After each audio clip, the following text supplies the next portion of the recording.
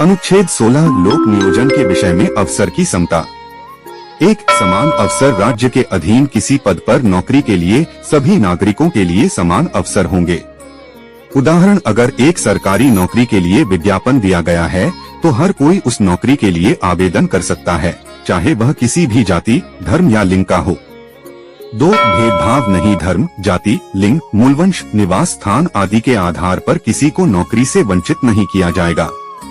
उदाहरण, अगर 2 लोग एक ही नौकरी के लिए आवेदन करते हैं तो उनके धर्म या जाति के आधार पर किसी के साथ भेदभाव नहीं किया जाएगा।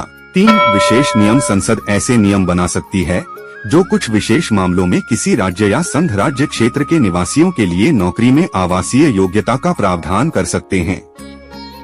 उदाहरण, अगर किसी राज्य में स्थानीय लोगों के लिए कुछ नौकरियां आरक्षित हैं, तो केवल उस राज्य के निवासी ही उन नौकरियों के लिए आवेदन कर सकते हैं। 4 आरक्षण, राज्य पिछड़े वर्गों के लिए नौकरी में आरक्षण दे सकता है अगर उन्हें लगता है कि इन वर्गों का प्रतिनिधित्व पर्याप्त नहीं है। उदाहरण, अगर अनुसूचित जाति जनजाति के लोगों को सरकारी नौकरियों में पर्याप्त प्रतिनिधित्व नहीं मिला है तो राज्य उन्हें आरक्षण दे सकता है। 5 धार्मिक संस्थाओं में नियम, किसी धार्मिक या सांप्रदायिक संस्था के पद पर नियुक्ति के लिए संबंधित धर्म या संप्रदाय का मानने वाला होना आवश्यक हो सकता है। उदाहरण, अगर किसी मंदिर का पुजारी नियुक्त करना है तो उस मंदिर के नियमों के अनुसार केवल हिंदू व्यक्ति ही पुजारी बन सकता है।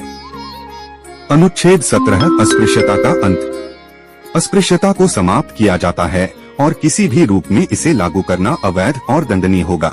उदाहरण, अगर किसी को जाति के आधार पर छुआछूत का सामना करना पड़ता है तो यह कानूनन अपराध होगा और इसके लिए सजा दी जाएगी। अनुच्छेद 18 उपाधियों का अंत। एक सरकारी उपाधियां राज्य केवल सेना या शिक्षा संबंधी सम्मान की उपाधियां दे सकता है और कोई अन्य उपाधि नहीं दी जाएगी। उदाहरण, किसी व्यक्ति को राष्ट्रपति द्वारा भारत रत्न दिया जा सकता है लेकिन सर जैसी उपाधि नहीं दी जा सकती।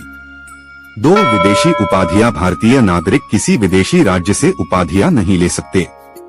उदाहरण, यदि किसी भारतीय को ब्रिटेन से नाइट की उपाधि मिलती है तो वह इसे स्वीकार नहीं कर सकता।